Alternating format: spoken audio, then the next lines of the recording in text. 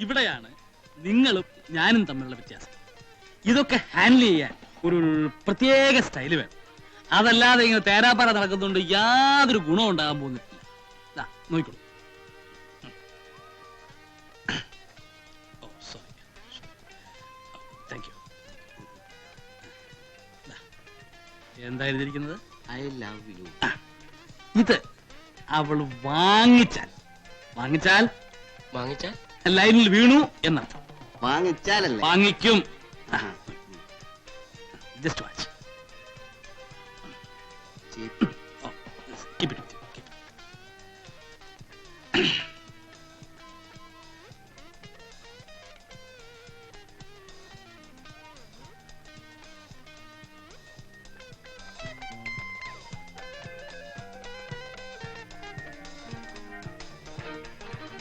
Oh, excuse me.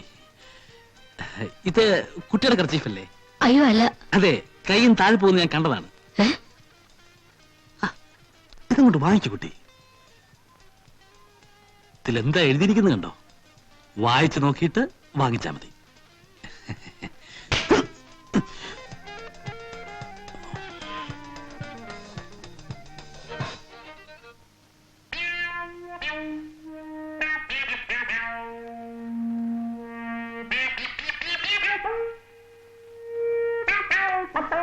അമ്മാവോ, ഈ style നമുക്ക് വേണ്ട. തടി കേടാവും. അവള് വീണ് പോയനെ കുറച്ചുകൂടി ഓങ്ങി അടിച്ചിരുന്നെങ്കിൽ.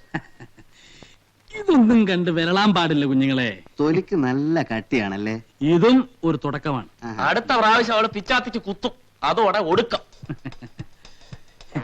നിങ്ങൾ ഈ സിനിമയിലൊക്കെ ലവ് സ്റ്റോറീസ് കണ്ടിട്ടുണ്ടോ? ഒരു ക്ലാഷോട് കൂടിയാണ് ലവ് ആരംഭിക്കുന്നത്. ഒന്നുകിൽ നായകൻ നായികയെ തല്ലുന്നു, അല്ലെങ്കിൽ നായിക നായകനെ തല്ലുന്നു. പിന്നെ തല്ലിയല്ലോ എന്നുള്ള സങ്കടമാണ്, സെന്റിമെന്റ്സ്. ഇത് പ്രേമത്തിലേക്ക് വഴിവെക്കുന്നു.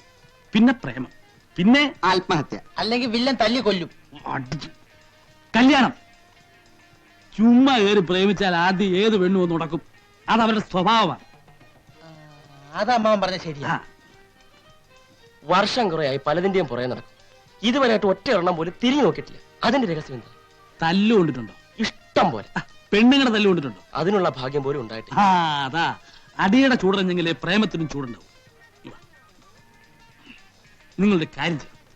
ആദ്യം മനസ്സിനാണെങ്കിൽ ഒരു പെണ്ണിനെ കണ്ടുപിടിക്കുക. മനസ്സിനിണങ്ങിയതെന്ന് പറഞ്ഞ മനസ്സിനിണങ്ങാത്തതായിട്ട് ആരെങ്കിലും ഉണ്ടോടെ? ഞങ്ങൾക്ക് പൊതുവെ എല്ലാവരോടും ഇഷ്ടമാണ്. ഇഷ്ടപ്പെട്ടതെല്ലാം കല്യാണം കഴിക്കാൻ പറ്റുമോ?